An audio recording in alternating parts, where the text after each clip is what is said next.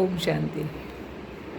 હું ઘણી વખત જોઉં છું કે તમારા ઘરની અંદર જે પણ કામ કરવા આવતા હોય, કામવાળા હોય કે તમારી સોસાયટીની અંદર જે કચરો વાળતા હોય, ક્લીન રાખતા હોય, તમારા ઘરનો કચરો આવીને લઈ જતા હોય, કે પછી તમે જ્યારે બહાર માર્કેટમાં જાઓ, ખાસ કરીને જ્યારે લારીઓ પાસે જે લેડીઝ પોતાના નાના નાના છોકરાઓને લઈને ઢગલા કરીને શાક વેચતી હોય.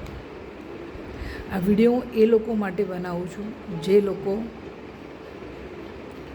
10 રૂપિયાની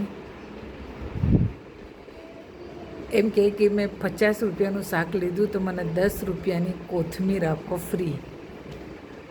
એ 10 રૂપિયાની અંદર તારું બંગલો બંધાવવાનો નથી.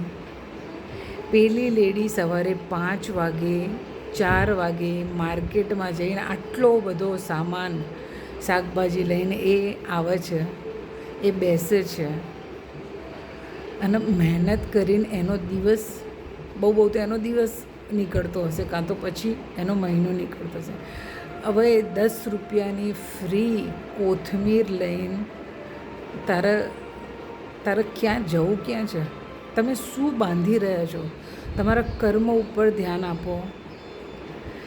કેમ નહીં કે 100 રૂપિયાનું શાક લઈને આપણે 10 રૂપિયા એને એ વિચારીને આપીએ કે બેન તારા ઘરની અંદર તારું છોકરું હોય ને એના ભાવથી વસ્તુ અપાવજે તું, અને એક સ્માઇલ જોડે હોવી જોઈએ. મને જ્યારે શાક લેવા જાઉં, જ્યારે 10-20 રૂપિયાનું ફ્રી કંઈ માંગે ને, ખાસ કરીને કોથમીર ઉપર તો મને એટલું એમ થાય છે કે મેં સેલ્યુટ છે લોકોને. ગાડીઓમાંથી ઉતરે છે અને 10 રૂપિયાની કે મેં 200 રૂપિયાનું શાક લીધું, 300 રૂપિયાનું શાક લીધું તો કોથમીર ફ્રી આપો. શેના માટે? કેમ તમે જ્યારે વ્યક્તિની સામે ઊભા રહો તો કેમ એને એવો અહેસાસ નહીં કરાવતા કે કોઈ વ્યક્તિને નહીં, કોઈ ભગવાન સાથે ચર્ચા કરી રહ્યો? તમારું કોમ્યુનિકેશન એવું હોવું જોઈએ. આ દુનિયાની અંદર આપણે સારા કર્મ કરવા આવ્યા છે, બેંક બેલેન્સ બનાવવા નહીં આવ્યા. આ દુનિયાની અંદર ભગવાન કોઈને ભૂખ્યું રાખતું નથી.